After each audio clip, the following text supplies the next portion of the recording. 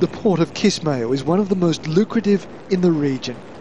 It's the economic jugular vein that supplies the far south of Somalia and neighbouring Kenya and Ethiopia. The town is a trading hub with huge economic potential. It's also the centre of a dispute over who controls its resources, the regional administration or central government. The row threatens to reignite one of the reasons for Somalia's original meltdown.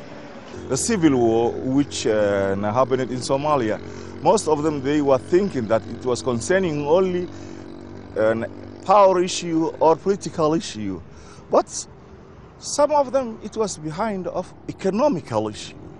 I don't see any friction. The Prime Minister is negotiating with Kismayo's leaders, but is stuck with a half-written provisional constitution. It acknowledges regional power, but says nothing about how that should work. But we agreed that we should have to review the constitution while we are implementing. But that sounds a little bit like you're trying to build the aircraft while it's in the air, and that's quite a dangerous thing to... But that is how we put it in our constitution, and we should have to follow it. No any other choice. Baidoa, to the west of Mogadishu, is another town captured from the armed group Al-Shabaab last year.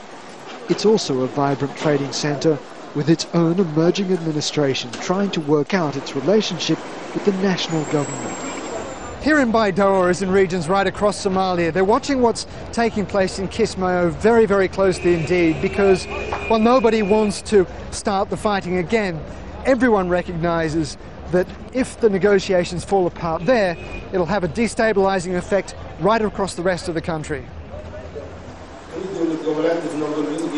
Baidoa's elders and its governor are deeply concerned.